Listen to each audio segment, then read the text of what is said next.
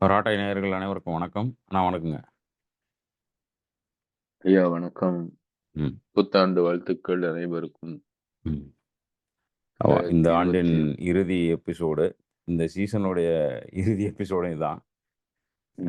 ஆனா இது ரிலீஸ் ஆக போறது வருஷம் தொடக்கத்துல தான் ரிலீஸ் ஆகும்னு நெனைக்கிறேன். நம்ம பதிவு பண்றது ஆண்டின் இறுதியில பண்றோம். அ தொடர்ச்சியா நம்ம வந்து பண்பாட்டு ரீதியாகவும், தொழில்நுட்ப ரீதியாகவும் சமூக அசைவுகள், அதாவது சோசியல் டைனாமிக்ஸ்ன்னு சொல்லக்கூடிய விஷயங்கள் எப்படி மாறுச்சு, அதேமாரி சோசியல் கன்ஸ்ட்ரக்ஷன் செகண்ட் பார்த்தோம். சமூக கட்டமைப்பு எப்படி உருவாச்சு, அதில இருக்கிற பல்வேறு படிநிலைகள் பார்த்தோம். நிறுவனங்கள் எப்படி தொடர்பு இருக்கு இதுக்கு, அப்படின்னு இது வரைக்கும் ஒரு 4 எபிசோடு பார்த்துட்டோம். அதனுடைய இறுதி முதல்ல முதல் எபிசோட்ல தொடங்கும்பொழுது அறிமுகத்திலே சொன்னோம்.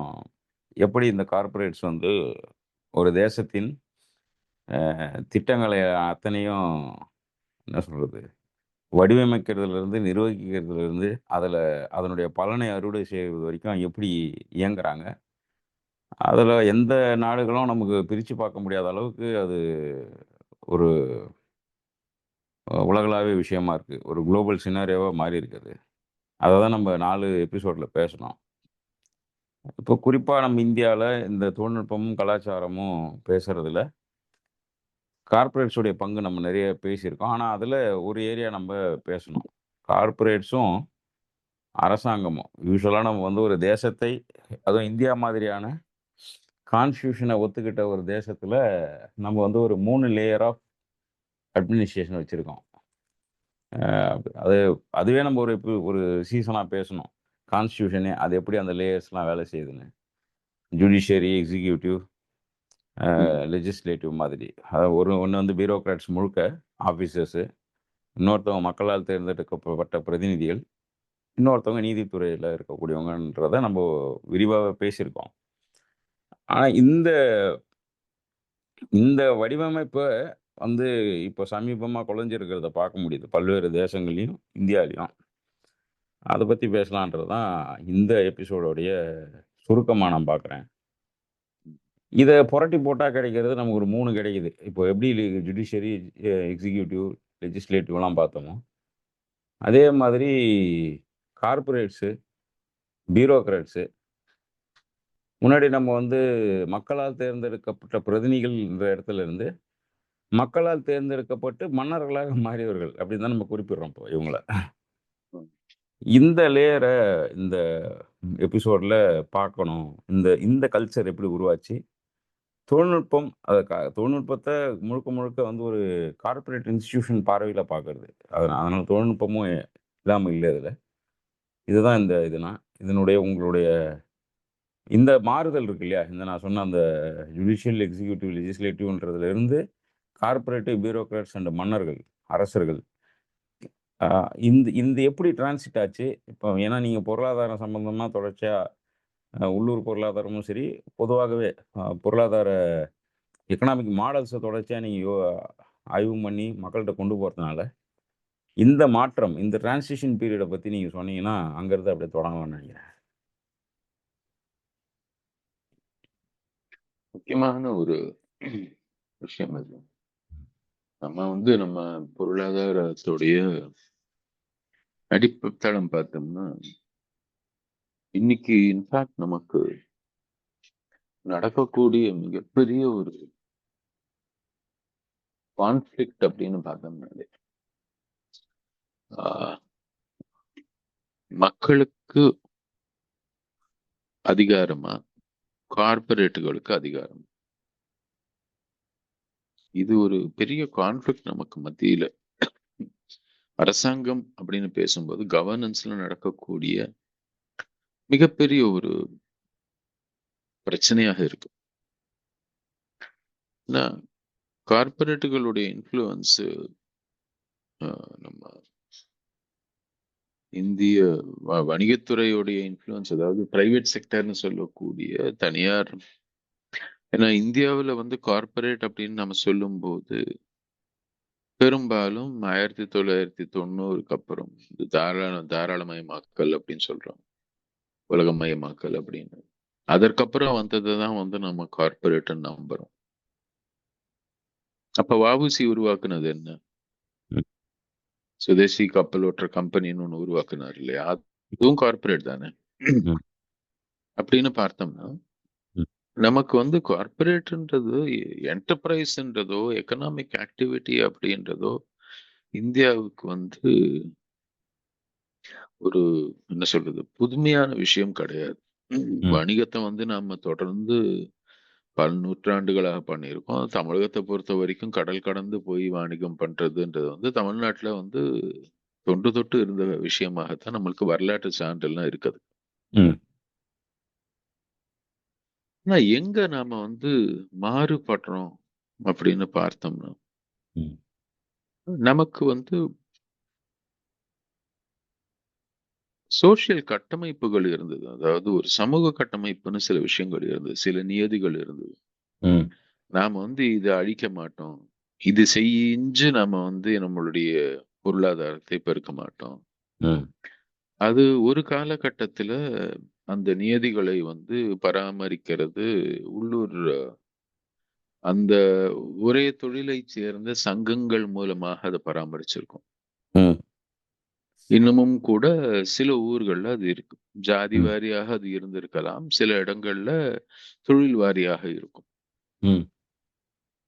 ஆ அந்த சங்கங்கள் மூலமாக ஒரு சில நியதிகளை இது செய்யணும், இது செய்ய மாட்டோம் அப்படின்றத வாலண்டியரா அடியர் பண்ணியிருக்கோம். ம். அது சுதந்திரம் அடைந்ததுக்கு அப்புறமாக இருக்கக்கூடிய காலகட்டத்துல ம். வந்து அஃப்கோர்ஸ் நம்ம வெவ்வேறு காலகட்டத்துல வெவ்வேறு விதமான பொருளாதார சிந்தனை வந்து நம்மள அ என்ன சொல்றது? ஆதிக்கம் செலுத்தினது வெவ்வேறு காலகட்டத்தில் நடந்திருக்கு. ம். ஒவ்வொரு சிந்தனையும் ஆதிக்கம் செலுத்தும்போது, ம். சோஷியலிசமா இருக்கட்டும், அல்லது ஒரு சுதந்திரத்துக்கு ஜஸ்ட் முன்னாடி காந்திய பொருளாதார சிந்தனையா இருக்கட்டும். அந்த ம். சுதந்திரத்துக்கு முன்னாடி தான் காந்திய பொருளாதார சிந்தனை வந்து கொஞ்சமாவது ஆதிக்கம் இருந்துச்சு. ம். சுதந்திரத்துக்கு அப்புறம் சுத்தமாவே கிடையாது. ம். 40கள்லயே கிடையாது. ம். ம். 40கள்ல காந்தி தோத்துட்டாருன்னு தான் சொல்லணும். ம். அவருடைய சிந்தனை. ஆனா என்னன்னு அந்த மனுஷன் போக மாட்டேங்கிறான். இன்னமும் இருக்காரு அங்க. ஏன்னா ம். ஒரு பெரிய ஷேடோ மாதிரி இந்திய பொலிட்டிக்கல் ஸ்பேஸ்ல அந்த மனுஷனுடைய ஷேடோ இன்னமும் தொடருது நமக்கு. ம். அதுக்கப்புறம் நமக்கு வந்த பொருளாதார இதுல வந்து அந்த மனுஷனுடைய மாரல் அத்தாரிட்டி அவர் என்ன சொன்னாரு, எல்லாருக்கும் வந்து பொருளாதார வந்து நம்ம செய்யக்கூடிய எந்த பொருளாதார மெத்தட் நம்ம அடாப்ட் பண்ணாலும், எந்த சித்தாந்தத்தின் வழியாக நம்ம செஞ்சாலும் ம். அதுல இருந்து வரக்கூடிய நன்மை எல்லாருக்கும் போகலைன்னா அந்த சித்தாந்தம் தவறு அப்படின்னாரு. ம். பட் அத வந்து அவரு ஒரு தூசி குப்பைக்கு சமமாக சொல்றாரு. ம். That is a matter misplaced. So is an economic thought misplaced or ம். a wrong economic thought in a different in a space where it is not relevant அப்படின்ற மாதிரி ம். ஒரு பொருளாதார சிந்தனைன்றது ஒரு குப்பைன்ற மாதிரி பொருள்பட பேசுறாரு. ம். அவருடைய பொருளாதார சிந்தனையை இது எப்படி செயல்படுத்தணும்னு வழி காமிச்சதுதான் குமரப்பா. நாம இந்த எபிசோடு வந்து நமக்கு 2ஆம் தேதி ரிலீஸ் பண்ணுவோம். ஆமா. 4ஆம் தேதி ஜே.சி. குமரப்பாவுடைய பிறந்த நாள். ம். பட் அவரும் காந்தியும் உருவாக்குன மகன் சங்கராலயில நான் அன்னைக்கு இருப்பேன்.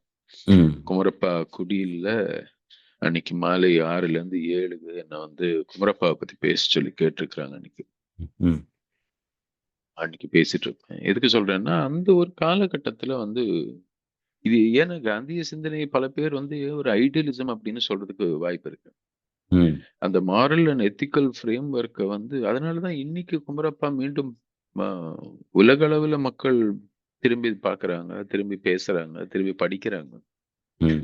அதற்கு முக்கிய காரணமே வந்து ம். இன்னைக்கு இருக்கக்கூடிய சுற்றுப்புற சூழல் பத்தி அந்த காலகட்டத்துல வேலை பண்ண மற்ற எந்த பொருளாதார சிந்தனையாளரும் அத பத்தி பேசல. ம். பேசினாலுமே கூட, இந்த ஒரு பிரச்சனை இது ஒண்ணு பிரச்சனையாக உருவாக வாய்ப்பு இருக்கு அப்படின்றதோட நிறுத்திட்டாங்க. ம். இவருதான் சுற்றுப்புற சூழல் அப்படின்ற ஒரு கட்டமைப்புக்குள்ள தான் சமூகம் இயங்குது. அந்த ம். சூழல பாதுகாக்காம, அத வந்து தோற்கடிச்சு நாம வந்து எப்படியுமே வளர்ச்சி திட்டங்கள் வர முடியாது அப்படின்னு ம். ஆம், இந்த முதலாக வளர்ச்சி திட்டம் வரும்போது இந்தியாவுல அதை எதிர்க்கிறாரு 50கள்ல. ம். அதுக்கப்புறம் பாத்தீங்கன்னா அடுத்த ஒரு 20-30 வருடங்கள் ம். தொடர்ந்து இந்த வளர்ச்சி திட்டம், அப்ப வந்து பஞ்சம் இதெல்லாம் வரும்போது தொழில்நுட்பத்தின் மூலமாக வந்து அப்பவும் கூட ஸ்டேட் கண்ட்ரோல் அதிகமா இருக்குது. ம். இப்போ இந்திரா காந்தி இந்த 1975 இந்த எமர்ஜென்சி வரும்போது கூட ம். எல்லாரும் பொது உடைமையாக மாத்துறாங்க. அப்பவும் ம். கூட நம்மளுடைய சிந்தனை வந்து தனியார் மயமாக்கலை நோக்கி இல்ல. ம். கார்ப்பரேட்டுகள் இருக்கணும். அப்பவும் இந்தியால கார்ப்பரேட்டுகள் இருந்துச்சு. ம். ஆனா, அந்த உலகமயமாக்கல், தனியார்மயமாக்கல் மற்றும் பொருளாதார இது இந்த லிபரலைசேஷன் சொல்லக்கூடிய அந்த ஒரு இது வந்து 1990ஸ்ல மன்மோகன் சிங் வரும்போது தான் ஆரம்பிக்குது. முதல்ல அவர் ம். வந்து நிதியமைச்சரா நரசிம்மராவ் கவர்மெண்ட்ல வர்றாரு. அதுக்கப்புறம் அவர் பிரதம மந்திரி ஆகும்போது இன்னும் பெருசா அது வளருது. ம். அந்த காலகட்டம் வர்ற வரைக்கும் ம். நமக்கு கார்ப்பரேட்டுகள் வந்து ஒரு ஏதோ ஒரு கட்டமைப்புக்குள்ள இருக்காங்க. ம். இன்ஃபேக்ட் நமக்கு அந்த பீரியட்ல நடந்த மிகப்பெரிய கார்ப்பரேட் ஸ்கேண்டல் அப்படின்னு பார்த்தோம்னா, ஆ 80கள்ல நடந்த போபால் ட்ராஜடி தான். ட்ராஜடி. ஏன்னா, இந்த ஆண்டர்சன் அப்படின்ற அந்த நபர வந்து இந்தியாவிலிருந்து அந்த ஆளு தப்பிச்சு போறதுக்கு அந்த சிஇஓ அந்த யூனியன் கார்பைடுடைய சிஇஓ அப்போதைய சிஇஓ அவர்தான் பொறுப்பெடுத்து அவர்தான் நம்ம வந்து சிறைப்படுத்தி இருக்கணும். ம். அமெரிக்க அரசாங்கத்தின் வலியுறுத்தின் பேர்ல வந்து அவர தப்பிக்க விட்டது இந்திய அரசாங்கம். ம். தப்பிக்க விட்டது மாத்திரம் இல்லாம அவங்க வந்து தெரிஞ்சே வந்து அவருக்கு தப்பிக்கிறதுக்கு இவங்க உதவி பண்ணாங்கன்ற மாதிரி ஆவணங்கள்லாம் சிலது அதுக்கப்புறம் யாரோ எழுதியிருந்தாங்க. ம். 2வது பெரிய விஷயம் 88 அந்த பீரியட்ல ராஜீவ் காந்தி பீரியட்ல அந்த போஃபர்ஸ் அப்படின்னு ஒரு நம்ம அந்த போஃபர்ஸ்னு ஒரு பீரங்கி ஒண்ணு வாங்கணும். ம்.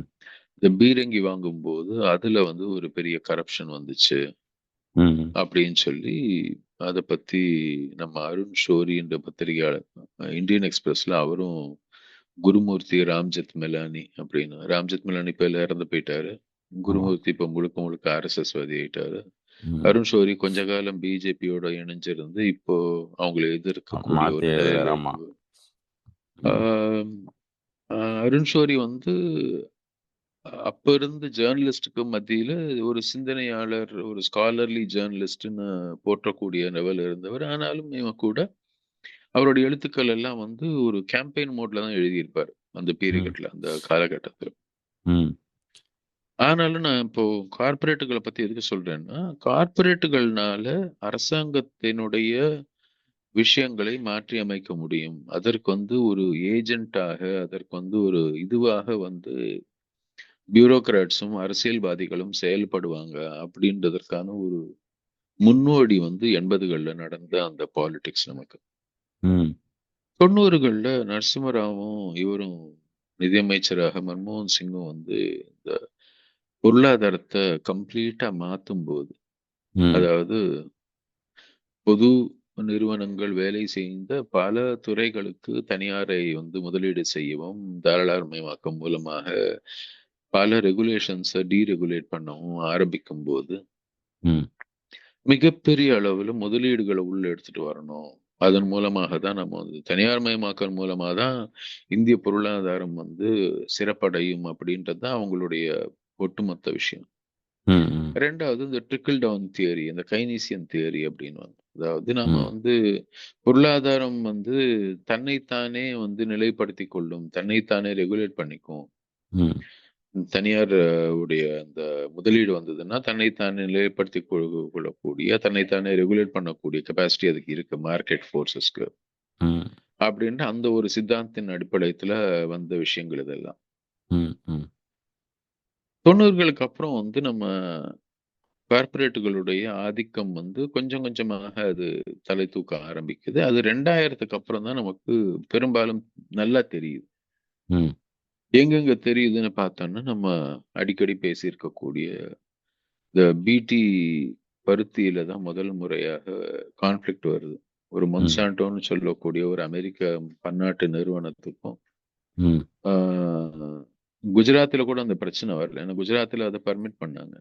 ம் அதை முதல்ல ஒரு இஷ்யூ ஆக்குனவர் வந்து இவர் நம்ம ஒரு ரெட்டி ஒருத்தர் இருந்தாரு. நம்ம ஆந்திர பிரதேஷ் சீஃப் மினிஸ்டர் இருந்தாரு. அவர் பேரு ராஜசேகர் ரெட்டி. ம் அவருடைய இதுல வந்து அவர் என்ன சொன்னாரு, எங்க விவசாயிகளுக்கு நீ இந்த விலைக்கு விற்க முடியாது அப்படின்னாரு. ம் அங்க அந்த கான்ஃபிளிக்ட் வந்துச்சு. ம் அதற்கு கொஞ்ச நாள் முன்னாடி காசர்கோட்ல எண்டோசல்ஃபான் ஸ்ப்ரேயிங் வச்சு ஒரு பிரச்சனை வந்து ஆமா விவசாயிகளுக்கு. அது வந்து பண்ணது வந்து கேஷ்யூ போர்டு, இந்தியாவுடைய பிரைவேட் பப்ளிக் செக்டர் அண்டர்டேக்கிங்கே வந்து பண்ணுச்சு. ம் அதனால வந்து மக்களுக்கு பாதிப்பு வருதுன்னு உள்ளூர்ல இருக்கக்கூடிய மக்கள் எல்லாம் சேர்ந்து அதை தடை பண்ணணும் அப்படின்னு சொல்லும்போது அதை கம்பெனியை மூடணும் அப்படின்னு வந்துச்சு. ம் அதே சமயம் கேரளாவுல தான் இன்னொரு பிரச்சனை வந்தது. அந்த இது கொக்கோ கோலா பிளாச்சி மாதா பிரச்சனை. ம் ம் கொக்கோ கோலான்ற ஒரு தனியார் அமெரிக்க கம்பெனி வந்து தன்னுடைய தொழிற்சாலையை மூடணும் அப்படின்னு அந்த பஞ்சாயத்து வந்து அதுக்கு சீல் வச்சது.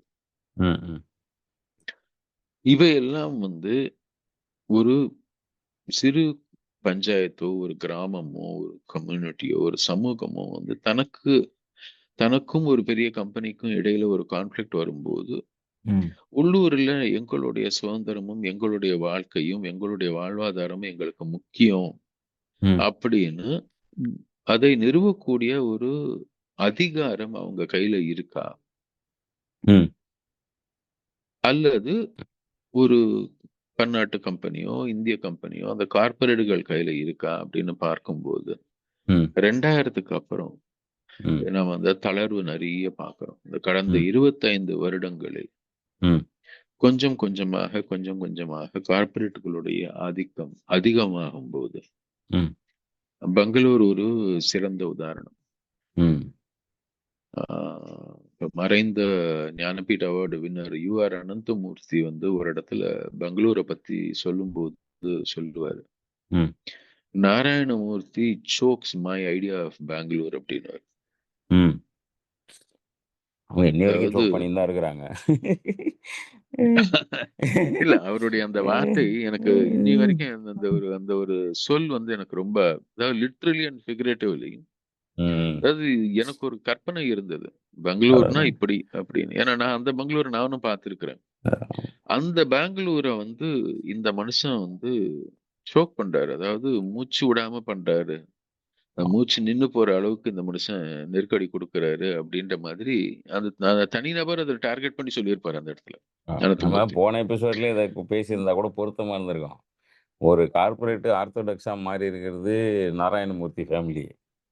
ஒருத்தர் ம், கல்ச்சர் பேசுறவரு ரொம்ப மாடர்ன் திங்கரா இருக்கிறவரு இவர் அனந்தமூர்த்தி. ஏன் அவங்க நம்ம ம், அந்த குவெம்பு யூனிவர்சிட்டியில பார்த்தவங்க எல்லாருமே அப்படித்தானே இருக்காங்க. அவர் இப்ப டீனே ம், அப்படிதான் இருக்காரு. பயங்கர மாடர்ன்னு சொல்ல முடியல. பட் அது என்ன சொல்றது? கல்ச்சர்டா இருக்காருன்னு சொல்லலாம் அவர. இப்போ ம். அத நம்ம போன முறையே மிஸ் பண்ணிட்டோம். எப்படி இந்த கார்ப்பரேட்ஸ்லாம் வந்து சம்பாரிக்கிறத தாண்டி மீதியெல்லாம் ஆர்த்தடாக்ஸா இருக்கிறாங்கன்னே புரிஞ்சுக்கலாம்னு நினைக்கிறேன் இவங்கள பார்த்தா. அ ஆமா, அதுதான். ம். ஒரு பயங்கர ஒரு ஆர்த்தடாக்ஸி மாதிரி. ம். பெங்களூருடைய மொத்த மாறுதலும் இப்போ சென்னை எடுத்துக்கோங்களேன். சென்னையில ம். ஒரு உதாரணம் கொடுக்குறேன். ம். இப்போ ஐடி கம்பெனிகளுக்கெல்லாம் வந்து இந்த பள்ளிக்கரண சதுப்பு நிலத்துல வந்து இடம் கொடுத்துருக்கு. சதுப்பு நிலத்துல வந்து இடம் கொடுக்கலாமான்றதே தவறு. இப்போ நம்ம அறப்போர் இயக்கம் கூட அங்க பிரிகேடுன்ற ஒரு கம்பெனிக்கு எப்படி நீங்க அந்த ராம்சர் நிலம்னு சொன்ன நிலத்துக்குள்ளேயே நீங்க எப்படி பட்டா போட்டு அவங்களுக்கு வந்து நிலத்தை வித்திருக்கீங்கன்னு சொல்லி கேட்டு வழக்கு போட்டிருக்காங்க. ம். அப்போ அதுல அவங்களுக்கு குடுக்கும்போது, நீங்க வந்து நான் முதலாக எனக்கு இன்னும் நினைவு இருக்கு. இந்த ஐடி கம்பெனிகளுக்கெல்லாம் அரசாங்கம் வந்து நீண்ட நாள் லீஸ்ல வந்து ரொம்ப சின்ன விலைக்கு, அதாவது ஒரு துச்சமான ஒரு விலைக்கு வந்து இந்த நிலத்த குடுத்து நீங்க கட்டிக்கங்கன்னு சொல்லும்போது, ம். என்னென்னலாம் கண்டிஷன் அவங்களுக்கு குடுத்தாங்கன்னு பார்த்தோம்னா, ம். அதை சுற்றி இருக்கக்கூடிய இடமத்தை நீங்க வந்து வளமாக்கணும். இங்க ம். இருக்கக்கூடிய மக்களுக்கு வேலைவாய்ப்பு உருவாக்கணும். ம். நீங்க வந்து வேலைக்கு வர்றவங்களுக்கான வீடுகள் வந்து அதை சுத்தி நீங்க உருவாக்கணும் அப்படின்னு ம். சொன்னாங்க. ம். ம். எனக்கு ஒரு முறை நான் யார்கிட்டயோ பேசிட்டு இருந்தப்போ ஹெச்சிஎல்லோ டிசிஎஸ்ஓ ஒன் ஆஃப் பெரிய ஐடி கம்பெனிகள் ம். அதனுடைய அட்மினிஸ்ட்ரேட்டிவ் ஆட்கள் கிட்ட பேசும்போது அவங்க சொன்ன ஒரு தரவு எனக்கு ஆச்சரியமாக இருந்தது. ம். சென்னையில இன்னைக்கு உங்களுக்கு அரசாங்க பேருந்துகள் எவ்வளவு இயங்குதோ, ம். அது மாரி கிட்டத்தட்ட 8 மடங்கு வந்து தனியார் பேருந்துகள் இயங்குது. ம். இதுல இந்த கார்ப்பரேட்டுகள் வந்து வடக்க மாதவரம், ரெட் ஹில்ஸ், புழல் அந்த பகுதியிலிருந்து ஆரம்பிச்சு தெற்க வந்து உங்களுக்கு எவ்வளவு தூரம் வரைக்குமோ, ம். தினம் தினம் வந்து அவங்களுடைய வேலையாட்கள சுமந்துட்டு இந்த பேருந்துகள் வந்து அவங்க கம்பெனிக்கு வருது. ம். அப்போ என்ன ஆகுதுன்னா, நீங்க எந்த கண்டிஷன வச்சு அவனுக்கு குடுத்தீங்களோ, அதை ம். இம்மீடியட்டா மீறுறான் அவன். அவனுடைய வேலை செய்யும் அந்த பணியாட்கள் எல்லாரும் அத சுத்தி அங்கேயே வந்து தங்கறதுக்கான வசதிகள் அவங்க செஞ்சு குடுக்கல. ம். எங்கிருந்தோ வர்றாங்க. ம். 2வது உள்ளூர்காரனுக்கு எதான வேலை கிடைச்சதான்னு பார்த்தீங்கன்னா, அந்த ம். ஸ்ரீபெரும்புதூர்ல தான் சொல்லுவாங்க அடிக்கடி. அத பத்தி ஐஐடில வந்து அந்த இண்டோ ஜெர்மன் சென்டர் அப்படின்னு ஒரு சென்டர் இருக்கு. ம். ஃபார் சஸ்டெய்னபிலிட்டின்னு. அவங்க தொடர்ந்து ஒரு 20, 25 வருடங்களாக ஸ்ரீபெரும்புதூர சுத்தி அங்க எங்கெல்லாம் வந்து தொழிற்சாலைகள் அந்த ஹுண்டாய் தொழிற்சாலை எல்லாம் வந்துச்சு இல்லையா?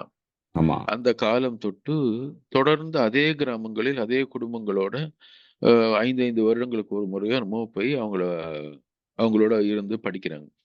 ம். ம். MIDS Madras institute of development ஸ்டடீஸ்ல நம்ம இவங்க ஆக்ஸ்ஃபோர்ட்ல பார்பரா ஹாரிஸ்ன்னு ஒரு பெரிய புரொஃபசர் இருக்கிறாங்க. ம். அவங்களோட சேர்ந்து ஏறத்தாழ 50 வருஷமா வந்து இந்த செங்கல்பட்டு, திருவள்ளூர், காஞ்சிபுரம் பகுதியில ஒரே கிராமத்த போய் படிச்சுட்டு இருக்கிறாங்க.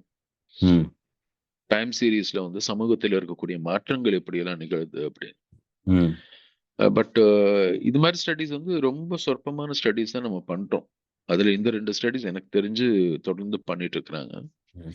அதுல அந்த ஐஐடில போன முறை அது பண்ணும்போது, அது பிரசன்ட் பண்ணும்போது ப்ரொஃபசர் என்ன கூப்பிட்டுருந்தாரு. நான் போய் உட்கார்ந்து கேட்டுட்டு இருந்தேன். எப்படி என்னென்ன மாற்றங்கள் நிகழ்ந்திருக்கு அந்த ம். பகுதியிலன்னு. ம். அ அங்க இருக்கிறவங்களுக்கு வேலைவாய்ப்பு உருவாகல. அவங்க நிலத்த வாங்கிட்டு என்ன பண்ணோம்னா, அவங்களுக்கு அந்த காம்பன்சேஷன குடுத்துட்டு, ம். என்ன வேலைவாய்ப்பு குடுத்தோம்னா, அந்த ஃபேக்டரிக்கு வாட்ச்மேன் ஆகவோ, அல்லது ஒரு செக்யூரிட்டி ஆளாகவோ, அது மாரி சின்ன சின்ன வேலைகள் தான் அவங்களுக்கு குடுக்குறோம். ம். அதாவது ஒரு அ சுயமரியாதைக்கான வேலையாக குடுக்கல. ஒரு விவசாயிய வந்து வாட்ச்மேன் ஆக்கிட்டோம். ம். ஏடிஎம்க்கு செக்யூரிட்டா மாத்திட்டோம். ம்.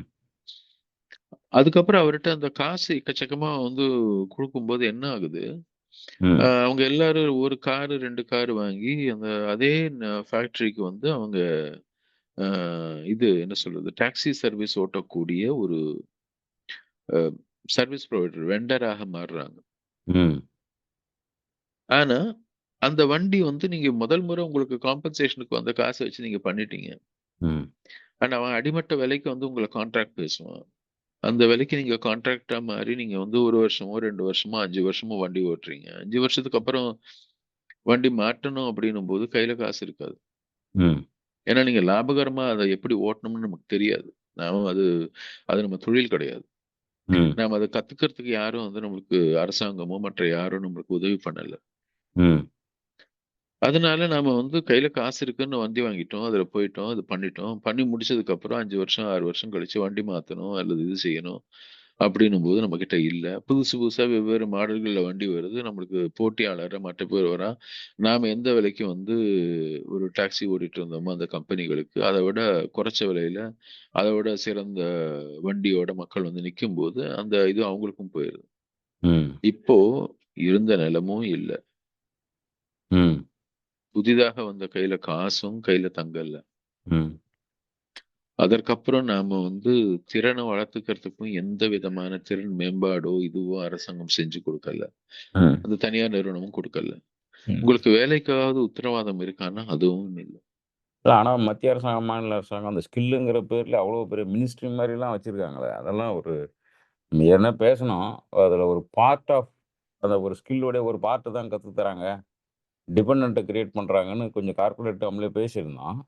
ஆனா ம். பகட்டா சொல்லிக்கிறாங்க இல்லையா? மாநில, மத்திய அரசுங்க 2மே ஸ்கில் டெவலப்மென்ட்ல ரொம்ப பீக்ல இருக்கிற மாதிரி காட்டுறாங்க இல்லையா? ஒரு சில எக்ஸாம்பிள்ஸ வச்சு ஒரு ஐயா, நாட்டுடைய இப்போ வளர்ச்சிய முடிவு பண்றாங்க. ம். நாம இந்த குளோபல் கேப்பபிலிட்டி சென்டர் அப்படின்னு சொல்லி ம். ஜிசிசின்னு எல்லா இடத்தையும் உருவாக்குறாங்க. ம். அந்த global capability global competency centre ஏதோ ஒண்ணு அதுக்கு பேரு. ம். ம். அது என்னன்னு பாத்தீங்கன்னா, பெருசா ஒண்ணும் வித்தியாசம் இல்ல. ம். 25 வருஷங்களுக்கு முன்னாடி கால் சென்டர்ன்னு அத சொல்லுவோம். ம். ஆமா. எங்கேயோ இருக்கக்கூடிய ஒரு அமெரிக்கால ஒருத்தர் நம்ம போன எபிசோட்ல பேசணும்னு நெனைக்கிறேன். அமெரிக்கால ஆமா. இருக்கக்கூடிய ஒருத்தர் வந்து வாஷிங் மிஷினோ அல்லது அவங்க வீட்ல கேஸ் ம். ஸ்டவ் ரிப்பேர் பண்ணணும் அப்டின்னா, அது எப்படி ரிப்பேர் பண்ணணும்னு ஃபோன்ல அவருக்கு சொல்லிக் குடுக்குறது தான் அது. ம். ம். இந்த கால் சென்டர் வந்து இப்போ வந்து அந்த சொல்லிக் குடுக்குற வேல வந்து அங்க இருக்கிற மிஷினே பண்ணிருது. ம். இப்ப என்ன பண்றோம், இந்த மெடிக்கல் டிரான்ஸ்கிரிப்ஷன் ஒண்ணு பண்ணுவோம். என்னன்னா, அங்க இருக்கிற டாக்டர் வந்து பிரிஸ்கிரிப்ஷன் எழுத மாட்டாரு. ம். அவரு பேசுவாரு பிரிஸ்கிரிப்ஷன. பேசுறத ம். நாம இங்க கேட்டுட்டு அத வந்து நம்ம டைப் அடிச்சு அவருக்கு திருப்பி அனுப்புவோம். ம். இதையே தான் வந்து நம்ம பண்ணி, இத தான் ம். வந்து நம்ம ரொம்ப பெரிய வேலைன்னு நெனைச்சுட்டு இருந்தோம். ஏன்னா, அவன் வந்து டாலர் கணக்குல நமக்கு பே பண்ணிட்டு இருந்தான். ம். அங்க இருக்கிற ஆள் வந்து நமக்கு டாலர்னா, இப்போ $300 நான் வந்து உங்களுக்கு குடுக்குறேன். ம். ஒரு வேலையாளுக்கு அப்டின்னா, $300 அப்டின்னும்போது நமக்கு இங்க அது பெரிய சம்பளம். ம். அவனுக்கு அவன் டாக்டர் வந்து ஒரு பேஷண்ட்ட பார்க்கறதுக்கு அவன் சம்பாதிக்கிறது வந்து, ஒரு நாளைக்கே வந்து அவரு ஆயிரக்கணக்கான டாலர்ல சம்பாதிப்பாரு. ம். ஆயிரக்கணக்கான டாலர் ஒரு நாள்ல சம்பாதிக்கிறாரு அப்டின்னா, ம். ஏன்னா ஒரு மணிக்கே அவர் வந்து ஒரு $100 அது மாரி அவர் கன்சல்டிங் ஃபீஸ் இருக்குன்னு வச்சுக்கோங்க. ம். 8 மணி நேரம், 10 மணி நேரம் அவர் வேலை செய்றாருன்னா, அவருக்கு ஒரு நாளைக்கே வந்து அவருக்கு 1000க்கு மேல போயிரும். ம். ஸ்பெஷலிஸ்ட்னா இன்னும் அதிகம். அப்போ ம். ரூ. 30,000 அல்லது 30,000 அல்லது 40,000 50,000 சம்பாதிக்கக்கூடிய ஒரு மருத்துவரோ, அல்லது வேற எந்த தொழிலைச் சேர்ந்தவருக்கு, ம். மாதத்துக்கு அவர் எழுதாம இருக்கலாம். அந்த எழுதுற வேலைய பண்றது எங்கேயோ ஒரு இடத்துல உட்கார்ந்துன்னு யாரோ ஒருத்தர் எனக்கு பதிலா எழுதுறாங்க. ம். அவங்களுக்கு நான் வந்து 300 தான் குடுக்குறேன் அப்டின்னா, ம். அவரு சம்பாத்தியத்துல அவர் வந்து 1% செலவு பண்றாரு. ம். அதுக்கு இங்க உட்காந்துன்னு அவர் பேசுறது எல்லாத்தையும் கேட்டு எழுதி குடுக்க ஆள் இருக்கு. ம். பிலிப்பைன்ஸ்ல இதே மாதிரி மிகப்பெரிய அந்த அவுட்சோர்சிங் ம். என்ன செய்றாங்கன்னா, அமெரிக்கால இருக்கவர்களுக்கு வந்து அமெரிக்க நேரத்துல பிலிப்பைன்ஸ்லலாம் அது நட்ட நடு ராத்திரி. அமெரிக்கால ஆமா. காலையில நடக்கும்போது, அமெரிக்கால ம். நட்ட நடு ராத்திரி பிலிப்பைன்ஸ்ல. ஆ. அவங்க வந்து பர்சனல் செக்ரட்டரி வேல பண்றாங்க. ம். அங்க வந்து நீங்க $200 $100 குடுத்தா கூட பர்சனல் செக்ரட்டரி கிடைச்சிரும் பிலிப்பைன்ஸ்ல உங்களுக்கு. ம். $100க்கு நீங்க வந்து a personal secretary. 100, $150 personal secretary மாசத்துக்கு. ம். அவங்க என்ன செய்வாங்க, உங்களுக்கு ஷெட்யூல் பண்ணுவாங்க. ஃப ஃபாலோ அப் ஃபோன் கால் வைப்பாங்க. மத்த பேருக்கு ரிமைண்டர் அனுப்புவாங்க உங்க சார்பா. அப்பாயின்ட்மென்ட் ஃபிக்ஸ் பண்ணுவாங்க. உங்க வெப்சைட் அப்டேட் பண்ணுவாங்க. உங்க நியூஸ் லெட்டர் எடிட் பண்ணுவாங்க. உங்க ஒரு நிறுவனத்த நீங்க நடத்தணும்னா, உங்களுக்கு ஒரு ம். செக்ரட்டரி உங்க ஆஃபீஸ்ல வச்சு நீங்க பண்ணீங்கன்னா என்னென்னலாம் செய்யணுமோ, ம். அதெல்லாம் அவங்க உங்களுடைய நேரத்துல, அமெரிக்க நேரத்துல பிலிப்பைன்ஸ்ல உட்காந்துன்னு $100க்கெல்லாம் பண்றாங்க அப்டின்னா, யோசித்து பாருங்க. $100 அப்டின்னா 3000, $4000 மாசம் சம்பாதிக்கிறவன் கூட அமெரிக்கால, ம். அந்த 100, $150 வந்து செலவு பண்றதுக்கு யோசிக்கிறது இல்ல. ஆமா. ஒரு மெய்டுக்கு குடுக்குறத விட கம்மியா இருக்கே. ப்ரொபோர்ஷனேட்டா பார்த்தா. ஒரு 50,000 சம்பாதிக்கிறவர் 10,000 மெய்டு வச்சிருக்காருன்னா கூட 20% ம். இது அது கூட இல்லையே! ஸோ பெர்சன்டேஜா பார்த்தா. சந்தோஷமா சந்தோஷமா அவங்க வந்து இத பண்ணிடுறாங்க. ம்.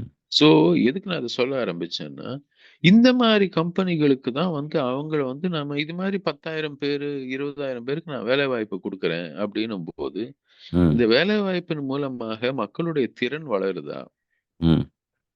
இதனால அவங்களுக்கு தொடர்ந்து அவங்க கண்ணியமான ஒரு சம்பாத்தியத்துக்கோ, அல்லது சுயமரியாதையோட அவங்க வாழ்க்கை நடத்துறதுக்கோ, அவங்களுடைய தேவைகள பூர்த்தி பண்ணிக்கிறதுக்கோ, அவங்களுக்கு எதான கிடைக்குதா? அப்படின்றத அரசாங்கங்கள் யோசிக்காம, ம். நாராயணமூர்த்திகளுக்கும், அசீம் பிரேம்ஜிகளுக்கும் நாம என்ன பண்ணோம்? இடத்த குடுத்தோம். அவங்களுக்கு நிலத்த குடுத்தோம் முதல்ல. அப்புறம் கட்டிடங்கள் கட்டினான்னா, அதுக்கு சாலை அமைச்சோம். அந்த ம். சாலைகளுக்கு அதுக்கப்புறம் போறதுக்கு நெரிசலா இருக்குன்னு மேம்பாலங்கள் போட்டோம். அந்த ம். மேம்பாலங்கள் போட்டு அதுக்கப்புறமும் எங்களுக்கு இது வேகமாக போக முடியலன்னு மெட்ரோவ போட்டோம். ம். என்ன, அதுக்கப்புறம் அரசாங்கம் கடன வாங்கியாவது வந்து குளிர்சாதனம் இருக்கக்கூடிய பஸ்கள ஓட்டுனோம். ம். இது ஒவ்வொரு காலகட்டத்திலும் யார வந்து நம்ம எடுத்துக்காட்ட சொல்லி, யாருக்காக இத செய்றோம் அப்படின்னு சொன்னோம்னா, ம். பொதுமக்கள வந்து கடன் சுமையில அழுத்தினாலும், ம். அரசாங்கம் பெரிய அளவுல கடன் வாங்குனாலும், இந்த சாலைகள் ம். அமைக்கிறதுக்கோ, இது பண்றதுக்கோ, முழுக்க முழுக்க அந்த தனியார் நிறுவனங்கள் இது மாதிரி வந்து ஒரு சுயமரியாதையே இல்லாத ஒரு வேலை வாய்ப்பை உருவாக்கக்கூடிய, திறன் மேம்பாடு இல்லாத ஒரு வேலை வாய்ப்பை உருவாக்கக்கூடிய தனியார் நிறுவனங்களுக்காக பண்ண ஆரம்பிச்சது 90களுக்கு அப்புறம், அது பர்டிகுலர்லி இந்த 2000க்கு அப்புறம். அதனுடைய நீட்சியாக தான் இன்னைக்கு நம்ம என்ன பார்க்கிறோம்னா, ஒரு மலையே நான் விலைக்கு வாங்குறேன் அப்படின்னும் போது, இப்ப கடந்த ஒரு 10 வருடங்களுக்குள்ள சுற்றுப்புற சூழல்ல இருக்கக்கூடிய 400க்கும் மேற்பட்ட இத பத்தி நம்ம போன எபிசோட முந்தைய எபிசோட்ல பேசணும்னு நினைக்கிறேன். 400க்கும் மேற்பட்ட சட்டங்களை அரசாங்கமே நீர்த்து போக பண்ணியிருக்கு. அசஸ்மெண்டே தேவையில்லைன்ட்டாங்களே. அசஸ்மெண்ட் வேணும்னு கொண்டு வந்தவங்களே சுற்றுப்புற சூழலுக்கான அசஸ்மெண்டே அவசியம் இல்ல. அவசியம் இல்ல. கம்பெனி ப்ரொசீட் பண்ணிட்டு கூட பண்ணிக்கலாம் அப்படின்ட்டாங்களே. கம்பெனி என்ன நினைக்கிறான்னா,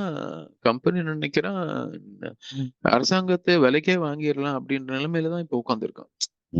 நான் எனக்கு ஒரு இப்ப இல்ல, ஒரு 15 வருஷத்துக்கு முன்னாடி யாரோ ஒருத்தர் சொன்னாரு, சார் பார்லிமெண்ட்ல இருக்கக்கூடிய ஏறத்தாழ 60 எம்பி வந்து எங்க கம்பெனி ஸ்பான்சர் பண்ணிருக்கு சார் அப்படின்னாரு.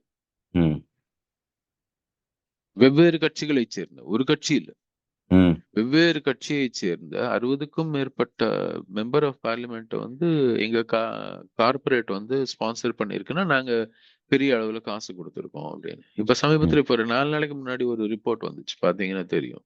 எந்தெந்த கம்பெனிகள் வந்து பாஜகவுக்கு அதிகமா காசு கொடுத்திருக்கு, எப்ப கொடுத்திருக்கு அப்படின்னு. கடந்த ஒரு வருஷத்துல பாத்தீங்கன்னா பாஜக வந்து அதுக்கு கீழே வந்து தவிர மற்ற எல்லா கட்சிகளும் எவ்வளவு வந்து காசு வந்து அவங்களுக்கு நிதியாக கிடைச்சிருக்கோ, நிதி உதவியாக அல்லது என்ன சொல்றது மக்கள்கிட்ட வந்து நிதி திரட்ட முடிஞ்சிருக்கோ, அதை எல்லாத்த விட 10 மடங்கு அதிகமாக பாஜகவுக்கு கிடைச்சிருக்கு. அதுல அவங்க என்ன சொல்றாங்க, மொத்தம் 8000 கோடியோ என்னமோ, அதுல 6000 கோடி இவங்களுக்கு மாத்திரமே வந்திருக்குது. 6000 600 சரியா எனக்கு நம்பர் நினைவில்லை. 6000 கோடி அவங்களுடைய இது மொத்தமா ஒரு கம்பெனியா 300 கோடி எல்லாம் கொடுத்துருக்காங்க. ஆமா, அது என்னன்னு பாத்தீங்கன்னா, எல்லா கம்பெனிகளும் எப்ப கொடுத்திருக்குன்னு நீங்க பாத்தீங்கன்னா ரொம்ப தெளிவா தெரியுது. அவங்களுக்கு சாதகமாக ஒரு அரசாங்க திட்டம் மாறும் போதோ, அல்லது அவங்களுக்கு சாதகமாக ஒரு கான்ட்ராக்ட் அரசாங்கம் கொடுக்கும் போதோ, இமீடியட்டா வந்து அவங்க 200 கோடி ரூபாய் 300 கோடி ரூபாய் வந்து அரசாங்க அந்த எந்த அரசாங்கம் இருக்குதோ அந்த அதாவது பாஜகன்ற அந்த ஒரு கட்சிக்கு அவங்க வந்து ஒரு இது டொனேஷன் மாதிரி கொடுக்குறாங்க. இது வந்து இந்த போன வருஷம் வரைக்கும் இந்த எலக்டோரல் பாண்ட்ஸ் எல்லாம் இருக்கிற வரைக்கும் நமக்கு இது வெளியிலேயே தெரியாது. அது வந்து போன வருஷம் வந்து எலக்ட்ரல் பாண்ட் அந்த ஒரு ஐடியா தவறு அப்படின்னு சொல்லி சுப்ரீம் கோர்ட் சொன்னதுனால இப்ப இது வெளியில தெரியுது. ஆனா இது வந்து ஒரு 15 வருஷமா இது நடந்து என்ன ஆயிடுச்சுன்னா, வெக்கம்ன்றது இப்ப யாருக்கும் கிடையாது. இந்த கம்பெனிகள் கிட்ட வந்து நீங்க இவ்வளவு காசு வாங்கியிருக்கீங்களேன்னு யாரும் வந்து மோடியையோ அமித்ஷாவையோ மற்ற யாரையும் வந்து கேட்கக்கூடிய அளவு தைரியம் எந்த பத்திரிகையாளருக்கும் கிடையாது இந்தியாவில். ரெண்டாவது, இதை ஃபெசிலிட்டேட் பண்ணக்கூடிய, இதை நம்ம செய்யறது தவறு, இது வந்து அரசாங்கத்தில் தவறுன்னு சொல்லக்கூடிய பியூரோக்ராட்டும் இன்னைக்கு கிடையாது. ஏன்னா பியூரோக்ராட்ல இருக்கக்கூடிய பெரும்பாலானவர்களுடைய பிள்ளைகள் இந்த கம்பெனிகளுக்கு வேலை செய்யறாங்க. அண்ட் இவங்களே வந்து பெரும்பாலான அதிகாரிகள் இன்னைக்கு ஒரு கம்பெனிகளுடைய சொகுசு வாழ்க்கையை அவங்களே ஆஃப்டர் ரிட்டையர்மெண்ட் ஏதோ சிஎஸ்ஆர்லயோ இல்ல ஏதோ ஒரு மேனேஜ்மெண்ட்ல இருக்கிறவங்க நிறைய பேர் உருவாயிருக்கிறாங்க. இல்ல அவங்க நிறைய பேர் பெரிய பெரிய கம்பெனிகள் இருக்கு இல்லையா. 2004-05 நினைக்கிறேன், ஒரு மிகப்பெரிய கம்பெனி வந்து அவங்களுடைய திங்க் டேங்க் ஒண்ணு டெல்லியில உருவாக்குனாங்க. நான் அதை போய் பார்த்திருக்கிறேன். அப்ப அந்த திங்க் டேங்கினுடைய சேர்மனா இருந்தவரை எனக்கு தெரியும். அவரு கூட்டு போய் காமிச்சாரு. அவங்க யாரெல்லாம் வந்து ஹயர் பண்ணாங்கன்னா, அப்ப இருக்கக்கூடிய நிதித்துறை செயலாளராக இருந்து ரிட்டையர் ஆனவர், வெளியுறவுத்துறை செயலாளராக இருந்து ரிட்டையர் ஆனவர், அவர் பேசும்போது சொன்னாரு, என்ன அவங்க எல்லாம் ரிட்டையர் ஆனதுக்கு அப்புறம் ஐஏஎஸ் அதிகாரி இல்லையா, அவங்க ஃபர்ஸ்ட் கிளாஸ்ல பயணம் செய்வாங்க, ஃபர்ஸ்ட் கிளாஸ்ல தான் ஃபிளைட்ல போவாங்க, ம். அவங்களுக்குன்னு தனியா ஒரு ரூம் இருக்கும். அவங்களுக்குன்னு செக்ரட்டரி இருப்பாங்க. அவங்களுக்குன்னு அப்பாயின்ட்மென்ட்லாம் ஃபிக்ஸ் பண்ணுவாங்க. இந்த ம். வசதிகள் எல்லாம் வந்து திடீர்னு ரிட்டயர்மென்ட்க்கு அப்புறம் அவங்களுக்கு இல்லாம போயிரும். ம். அந்த வசதிகள் எல்லாம் இருக்கக்கூடிய ஒரு ஆஃபீஸ நாங்க உருவாக்கி குடுக்குறோம் அவங்களுக்கு. ம். அதற்கு மாறாக அவங்க என்ன செய்வாங்கன்னா, இவர்களுக்கு சாதகமாக அரசாங்கத்துல இருக்கக்கூடிய பாலிசி உருவாக்குறதுக்கு, இவங்க ம். ஜூனியர் தானே அங்க இருப்பாங்க. இவங்க சொன்னா அவங்க தட்ட முடியாது இல்லையா? ஆமா. அதனால அவங்களுக்கு இன்ஃப்ளூயன்ஸ் பண்ணக்கூடிய அந்த இன்ஃப்ளூயன்ஸுக்காக இத பண்ணிட்டு இருக்காங்க அப்படின்ற ஒரு தொனியில அவர் என்கிட்ட சொன்னது எனக்கு நினைவு இருக்கு. ம். அது மாரி பெரிய பெரிய கம்பெனிகள் எல்லாமே இன்னைக்கு ம். அதிகாரிகளை தங்களுக்கு வயப்படுத்திக் கொண்டு விட்டார்கள். அது வந்து இந்த அதிகாரிகள் வர்க்கம் அப்படின்றது ம். ஒரு காலகட்டத்தில வந்து உண்மை பேசணும். இது அந்த ரூல்ஸ வந்து கடைபிடிக்கணும் அப்படின்ற ஒரு காலகட்டம் போய், ம். இன்னைக்கு அச்சீவ்மென்ட்டே வந்து எத்தன கம்பெனிகள் என்கூட இருக்குன்றத வந்து ஒரு அரசியல்வாதி வந்து எப்படி தன்னுடைய ஸ்கோர் கார்டா பார்க்க ஆரம்பிச்சாரு. ம். அப்படின்றது பார்த்தீங்கன்னா, இந்த ஐபிஎல் வந்ததுக்கு அப்புறமா, இப்போ ம். தமிழக அரசாங்கமே நடத்தக்கூடிய அந்த என்ன சொல்றது? முதலீடு மாநாடு எல்லாம் பார்த்தீங்கன்னா, ம். ஐபிஎல் எப்படி வந்து 20 லோகோ வச்சு ஸ்பான்சரோடைய லோகோ பின்னாடி போடுறாங்க. ஆமா. அரசாங்கம் அது மாரி வந்து லோகோவ பின்னாடி போட விரும்புது. ம். ஏன்னா, அந்த முதலீடு மாநாடுன்றது வந்து மக்களுக்கான ஒரு என்டர்டெயின்மென்ட்டா மாறிட்டாங்க. ம். முதலீடு என்பது ஒரு தீவிரமான ஒரு விஷயம். ம். ஸோ, ஆ நான் இப்போ இந்த காவேரி படுகைய பத்தி தங்கம் ஜெயராமன் எழுதிய ஒரு 2, 3 புத்தகங்கள் வாசிச்சுட்டு இருக்கிறேன். ம். அதுல ஒரு அருமையான ஒரு வாக்கியம் ஒண்ணு எழுதுறாரு அவரு. அவர் வந்து என்ன ம். சொல்றாரு, நம்மளுடைய அ பொருளாதார கட்டமைப்பை ம். நெறிப்படுத்த தவறிவிட்டோம் அப்படின்னு ம். சொல்றாரு ஒரு இடத்துல. ம். அத நெறிப்படுத்தாம விட்டது தான் வந்து நம்மளுடைய தோல்விக்கான அல்லது நம்மளுடைய சரிவுக்கான காரணம். சமூக கட்டமைப்பு உடையறதுக்கான காரணம் அங்க தான் துவங்குது அப்படின்றாரு. ம். ஸோ இது அந்த 90கள் ஆரம்பிச்ச அந்த ஒரு பொருளாதார ஒரு வெறி, ஒரு ம். மாயை, ம். பியூரோக்ராட் மூலமாக, முதலீடு மூலமாக இன்னைக்கு ம். தொடர்ந்து நம்ம மத்தியில வந்து மிகப்பெரிய அளவுல ஒரு விஸ்வரூபம் எடுத்து இன்னைக்கு ஒரு மாநிலத்துடைய அரசையே வந்து கலைக்கக்கூடிய அளவுக்கு கூட கார்ப்பரேட்டுக்கு பவர் இருக்குன்னு நான் நம்புறேன். ம். ஒரு முதல் மந்திரியை மாற்றக்கூடிய அளவுக்கு ஆமா. அவங்களுக்கு இன்னைக்கு ஆட்சிக்கு வர பவர் இருக்குது. வைக்க முடிஞ்சவங்களுக்கு ஆட்சிய கலைக்கிறது எவ்வளோ நேரம் ஆகும்?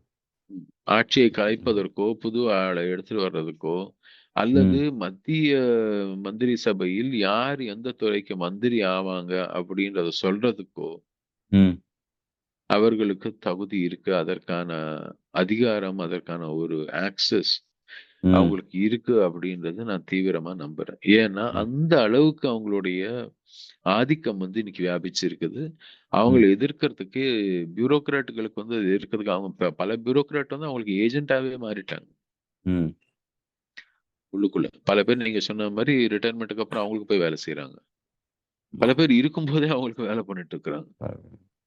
அந்த ஒரு நிலைக்கு நாம இன்னைக்கு தள்ளப்பட்டிருக்கிறது வந்து சாரி நான் ரொம்ப லெங்தியா பேசிட்டேன். பட் இந்த வரலாறு இல்ல தேவைதான் ரீதியாக அது. இத சொல்ல ஏன்னா வேண்டியது ரொம்ப முக்கியமா தோணுச்சு எனக்கு. ஆமா. அது இல்லாம நம்ம இதுக்கு முடியாது. அம் டைமும் கிட்டத்தட்ட 35 நிமிஷம் வந்துட்டோம். ம். ஆனா, இப்போ சித்தாந்த ரீதியாகவே நெறைய பேரு குளோபலி காம்ப்ரமைஸ் பண்ற மாதிரி, இந்தியன் சினாரியோல கூட இப்ப நீங்க வந்து அ ஒரு கல்ச்சுரலா கூட ஆர்த்தடாக்ஸ் ஃபாலோ பண்ற கட்சிகளும் சரி, அல்லது ஆர்த்தடாக்ஸ்க்கு எதிரா இருக்கக்கூடிய பகுத்தறிவு கட்சிகள்னு சொல்றவங்களும் சரி, அ 2 பேருமே ஒண்ண நம்புறாங்க. அ இப்போ ஐபேக் மாரி நிறுவனத்த எல்லாரும் நம்புறதே ஆச்சரியமா இருக்கு. அவரே எலக்ஷன் ம். நின்னு அவரால ஜெயிக்க முடியல. பட் திட்டத்த வகுத்து குடுத்து ஜெயிக்க வைக்கிறதுல அவரு ப்ளே பண்றாருன்றது தெரியுது. நெறைய ம். நிறுவனங்கள் இருக்கு. அதுல அவரு ரொம்ப தெரியிறாரு. இதுல இப்போ எல்லா கட்சிகளும் அவர நம்புறது ஆச்சரியமா இருக்கு. ஒரு தனி நிறுவனத்த சொல்றேன். ஒரு 50 வருஷம், 75 வருஷம், 100 வருஷம் பாரம்பரியமும், அ வளர்ச்சியும் கொண்ட கட்சிகளே, எப்படி ஒரு தனி நபர் ஒரு 5 வருஷம், 10 வருஷம் வெளிநாட்டுல படிச்சுட்டு ஒரு கார்ப்பரேட்ல இருந்த ஒரு ஃப்ளோவ தூக்கிட்டு வந்து, அந்த ஃப்ளோவ சமூகத்துல நீண்ட நாளா இருக்கக்கூடிய தத்துவங்களையும் காம்ப்ரமைஸ் பண்ண வச்சு, கிட்டத்தட்ட இப்ப கட்சிகள் எல்லாம் ஒரு மல்டிநேஷனல் கார்ப்பரேஷன் மாரி தான் இயங்குறத கவனிக்க முடியுது. யாரும் இதுல விதிவிலக்கு இருக்கிற மாரி எனக்கு தெரியல. நான் கவனிச்ச வகையில. அவங்களுடைய இலக்கு வேணா வேறையா இருக்கலாமே தவிர, வழி ஒன்றா தான் இருக்குது. காந்தி சொல்கிற மாதிரி மீன்ஸ் அண்ட் எண்ட்ஸ் சேமாக இல்லை இவங்களுக்கு. எண்டு தான் இவங்களுக்கு அஹ், வித்தியாசப்படுதே தவிர போகிற வழி ஒன்றா தான் இருக்குது. கடை இறங்குறது வந்து முன்ன பின்ன இறங்கிக்கிறாங்களா இருக்குமா இருக்கும், ஒரே பேருந்தில் பயணிக்கிறாங்க. அது அங்கே தான் நமக்கு வந்து இந்த கார்ப்பரேட்டுக்கும் இந்த அரசாங்கத்துக்கும் நடுவில் ப்ளே பண்ணுற டிரான்ஸ்போர்ட்டர் வேலையை பண்ணுறவங்க மேலே கேள்வி எழுப்பிக்கிட்டே இருக்க வேண்டியிருக்குன்னு நான் நினைக்கிறேன். ஏன்னா நான் ஒரு விஷயம் தீவிரமா நம்புறேன். ம் ஐபேக்ன்றீங்க அந்த பேர் சொன்னதுனால சொல்றேன். ம் அவர்களுடைய வளர்ச்சியும் ம் பாஜக போன்ற ஒரு என்ன சொல்றது ஒரு பிரிவினைவாத கட்சிகளின் ம் வளர்ச்சியும் ஒன்னா சேர்ந்திருக்கு. ஆமாம் நீங்க அந்த பிரிவினைவாதத்துக்கு எதிரான ஒரு கட்சியாக இருந்தீங்கன்னா, நீங்க ஐபேக் வந்து ஹையர் பண்ணீங்கன்னா, ம் நீங்க பிரிவினைவாதம் வளர்க்கறதற்கான வேலை தான் செய்றீங்க. சரிங்க அதான் எப்படி சொல்றேன்னா, ம் கட்சிகள் வந்து தங்களுடைய தொண்டர்களை இப்போ திமுக ம் மாதிரி ஒரு கட்சி எடுத்துக்கோங்க, அதிமுக மாதிரி ஒரு கட்சி எடுத்துக்கோங்க. ம் தமிழகத்தில் இருக்கக்கூடிய 2 மிகப்பெரிய கட்சிகள். ம் தொண்டர் சார்ந்து இயங்கின கட்சிகள் 2மே. ம் தொண்டர்கள வந்து ம் நான் இது நெறைய பேர் திமுககாரங்க சொல்லி கேட்டுருக்கிறேன். ம் கலைஞர் வந்து ஒரு இடத்துல பேசுறாரு பொதுக்கூட்டத்துலன்னா, ம் அடிமட்ட தொண்டர்லேருந்து அங்க இருக்கக்கூடிய வட்டார செயலாளர் அவங்க இவங்கலேருந்து எல்லாரோட பேரையும் சொல்லுவாராமா. ஆமாம் அவர்களே இவர்களேன்னு எல்லாருக்கும் வணக்கம் சொல்லிட்டு தான் ஆரம்பிப்பாரு. ம் அந்த ஒரு இடத்துல அவர் வாயில நம்ம பேர் வந்துராதா அப்படின்றதுக்காகவே உசுரு குடுத்து வேலை செய்வாங்க அப்படின்னு சொல்லி கேள்விப்பட்டிருக்கிறேன். ம் ஸோ ஒண்ணு தொண்டர்களை மக்களை நம்புனாங்க. ம் 2வது கொள்கைக்கான ஒரு பிடிப்பு இருந்துச்சு. கொள்கைய ம் நம்புனாங்க. இது மக்களுக்கு நல்லது செய்யும். இந்த கொள்கைய நான் வந்து பின்பற்றினேன். இந்த ம் கொள்கை வந்து என்னை வந்து மக்கள் வந்து இத ஆமோதிப்பாங்க. இந்த கொள்கைய நான் பின்பற்றதுனால என்ன ஆமோதிப்பாங்க அப்படின்னு. இது காங்கிரஸ்ல நிறையவே இருந்துச்சு ஒரு காலகட்டத்துல. ம் இப்போ கொள்கையோ, மக்களோ சப்போர்ட் இல்லாதவன் தான் ம் சாதுரியமாக வந்து மேனிபுலேட் பண்றதோ, நம்ம அல்லது முதல்ல ஸ்ட்ராட்டஜைஸ் சொன்னோம்ல பண்றதோ ஷார்ட்டஸ்ட் பிட்வீன் the அந்த அதில் shortest distance to reach any destination நீங்க சொன்னதுதான் இஸ் கரப்ஷன் அப்படின்ன மாதிரி கரப்ஷன் மக்களை கரப்ட் பண்றதுக்கான ஒரு வழியை தான் ஐபாக் சொல்லித்தரான். ம் மக்களை மேனிப்புலேட் பண்றதுன்னு சொல்லித்தரான் அவன். ஆமாம் அதற்கு அவன் தொழில்நுட்பத்தை உபயோகிக்க சொல்றான், அதற்கு பிஆர் உபயோகிக்க பண்ண சொல்றான், அதற்கு வந்து ம் இது பண்ண சொல்றான். இப்போ நீங்க இந்த இதுவே எடுத்துக்கோங்களேன். இப்ப நான் கலைஞர் சொன்ன உதாரணத்துல இருந்து ஆரம்பிக்கிறேன். ம் கலைஞர் வந்து அவருடைய இதுல கூட்டத்துக்கு போனாருன்னா சுத்தி ஒரு 100 பேர் இருப்பாங்க அந்த மேடையில. ம் போன முறை ஐபேக் வந்து திமுகவுக்கு அட்வைஸ் பண்ண ஆரம்பிச்சது. ம் பொது தேர்தல்ல பாத்தீங்கன்னா, மேடையில ஒரே ஒரு சேர் போட்டு இவரு முதல்வர் மாத்திரம் உட்கார்ந்திருப்பாரு. ம் வேற யாருமே இருக்க மாட்டாங்க. ஆமாம் இவர வந்து முன்னிறுத்துனாங்க. இது வந்து ம் இந்த அதே தான் மோடிக்கு பண்ணாங்க முன்னாடி. அதே ஆமாம் தான் இப்ப இவருக்கு அதே ஸ்ட்ராட்டஜி இவருக்கு கையாண்டாங்க.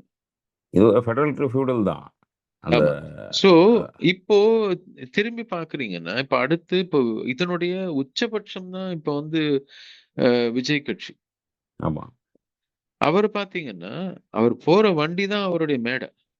ஆமாம் அந்த மேடையில அவர் ஒருத்தர் தான். அவர் வந்தாருன்னா மத்த எல்லாரும் வந்து பின்னணிக்கு தள்ளப்படுறாங்க. ஸ்பாட்லைட் அவர் மேல தான் இருக்குது. ம் சோ, அது என்ன ஆகுதுன்னா, மக்கள் அப்படின்றத தாண்டி, கொள்கை ம் அப்படின்றதுக்கு தாண்டி, காட்சிமயமாக்கல் அப்படின்றது பிரபலப்படுத்தணும். ம் அந்த காட்சிமயமாக்கல், காட்சி பொருள். இந்த தலைவன்றவன் ஒரு காட்சி பொருள். அவன் வந்து நடிக்கணும். ம் சோ, எவ்வளவு நல்லா நடிக்கிறானோ, ஏன்னா எல்லாருமே வந்து அந்த மனுஷன அவனுக்கு தெரியும். அந்த தலைவனுக்கு தெரியும். உங்கள ம் நேர்ல பார்க்கிறது 1,00,000 பேர் பார்க்குறாங்க. நான் ஸ்க்ரீன்ல வந்து 1,00,00,000 பேர் பார்ப்பாங்க. ம் அதனால தான் அந்த 1,00,00,000 பேருக்கு தான் அந்த ஸ்க்ரீன்ல இருக்கிறவனுக்கு தான் அவன் நடிச்சிருக்கிறானே தவிர, அங்க இருக்கிறவனுக்காக நடிக்கல. ம் ஏன்னா ஸ்க்ரீன்ல க்ளோஸ் அப் எடுப்பாங்கன்னு தெரியும். ம் 10 கேமரா க்ளோஸ் அப் என்ன எடுத்துட்டு இருக்குன்னு தெரியும். பின்னாடில இருந்து 3 ட்ரோன் கேமரா என்ன ஃபோட்டோ எடுத்துட்டு இருக்குன்னு தெரியும் எனக்கு. ம் அது எல்லாத்துக்கும் என்னுடைய ஒவ்வொரு முகபாவமும் அதுக்கு வந்து தேவைன்றது தெரியுது. ம் சோ, காட்சி பொருளாக நீங்க தலைமையை மாற்றும்போது, கொள்கைகள் தோற்றுப் போகும். ம் அந்த இடத்துல கொள்கைக்கு இடம் இல்ல. ம் தனிநபர வந்து நீங்க முன்னிறுத்தும்போது, மக்கள் ம் தோற்றுப் போறாங்க. ம் ஒரு ஒரு கேடர் சார்ந்த ஒரு சமூகமாக, ஒரு கேடர் சார்ந்த ஒரு கட்சியாக இருந்த ஒரு கட்சிகள் எல்லாம் ம். எப்ப தனிநபரை வந்து முன்னிறுத்தி அதுதான் வந்து வெற்றிக்கு அடையாளமாக அல்லது வெற்றிக்கு காரணமாக பேசும்போது, அப்ப என்ன ம். ஆகுது? எல்லாரும் அதுக்கு சலாம் வைக்கணும். ம். Loyalty becomes the culture of the political party. ம். எனக்கு யாரு வந்து லாயலா இருக்காங்களோ, அவங்க தான் வந்து என் கட்சியில இருக்கணும். மத்த பேர்லாம் கட்சியில இடம் இல்லன்ற நிலைக்கு தள்ளப்படும். ம்.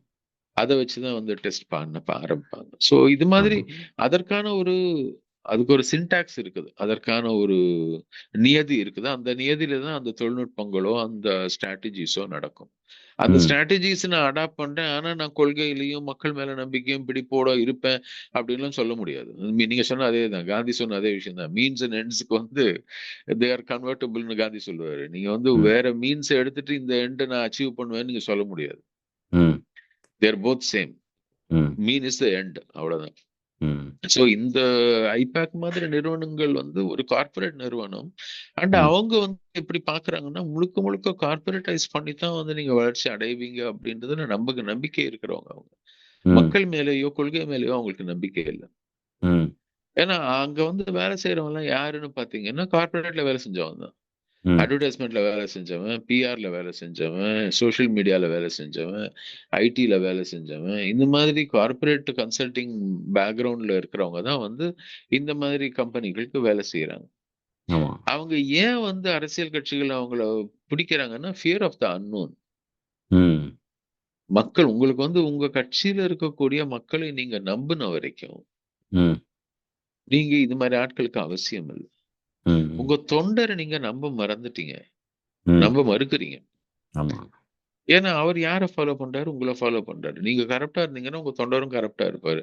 அவர் ம். கரப்ட்டா இருக்கிறதுனால நீங்க அவர நம்ப மாட்டேன்றீங்க. அதனால ம். உங்களுக்கு வேற யாரான ஒருத்தர் வந்து உங்களுக்கு நம்பிக்கை குடுக்கணும். ம். நம்பிக்கை குடுக்கறதுக்காக இந்த மாரி ஆட்கள கூப்பிடுறீங்க. ம். ஸோ, எனக்கு என்ன தோணுதுன்னா, ஒவ்வொரு தேர்தலுமே வந்து இப்ப நம்ம ஒரு தேர்தல் வருஷத்துக்குள்ள நம்ம நுழையிறோம். இது முதல் எபிசோடு. ம். தமிழகத்துல தேர்தல் வரப்போகுது. ம். நமக்கு வந்து இந்த மாரி ஐபேக் மாரி நிறுவனங்கள எத்தன கட்சிகள் ஹையர் பண்ணுதுன்னு பார்க்கும்போது ம். எனக்கு திரும்பி திரும்பி அது மாதிரி ஹையர் பண்ணும்போது ஒரு விஷயம் தான் தெளிவாகுது. ம். உங்க தொண்டர் மேல் உங்களுக்கு நம்பிக்கை இல்லை. மக்கள் மேல் நம்பிக்கை இல்லை. ம். உங்களுடைய கொள்கையின் பிடிப்புல உங்களுக்கு நம்பிக்கை இல்லை. அது ம். வந்து மக்களுக்கு நல்லது செய்யுன்றது மேல நம்பிக்கை இல்லை அப்படின்னு தான் ம். நீங்க வந்து இது மாதிரி நிறுவனங்கள நாடி போக வேண்டியிருக்கும். ஏன்னா அவங்க வந்து உங்களுக்கு நம்பிக்கை குடுக்குறாங்க அப்படின்னு. ஸோ அதிலிருந்து விடுபடணும்னா மக்கள் வந்து திரும்பி கட்சிகள் எல்லாம் தங்களுடைய தொண்டர்களையும், தங்களுடைய கொள்கைகளையும் என்ன சொல்றது? மீண்டும் வந்து இப்போ என்ன சொல்றது? ஒரு புனர் நிர்மாணமா அல்லது ஒரு புதுப்பிக்கிறதுக்கான ஒரு வாய்ப்பாக வந்து தேர்தல பயன்படுத்தினாங்க. அது வந்து ஒரு நிலைத்த தன்மை இருக்கும் அந்த கட்சிகள்ல. இல்லன்னா ம். உடைஞ்சு போறதுக்கான வாய்ப்புகள் ரொம்ப சுலபம். தொடர்ச்சியா பேசுவோம். நீண்ட நேரம் பேசியிருக்கோம். புது சீசன்ல சந்திப்போம். அனைவருக்கும் ஆங்கில இத புத்தாண்டு பத்தி சொல்ல நல்வாழ்த்துக்கள். வேணாமா? நேரடியாக சந்திப்பு. சந்திப்போம்ன்றது. அதான் அறிவிப்பு வெளிய செய்வோம். தேதி ம். யாரெல்லாம் வராங்க அழைப்பாளர்கள்னு பார்த்துட்டு, 1, 2 நாள்ல நம்ம பக்கங்கள்ல அறிவிப்பு செய்வோம். சரி. ம். நன்றி. ம். ம். அனைவருக்கும் புத்தாண்டு நல்வாழ்த்துக்கள் மக்களே.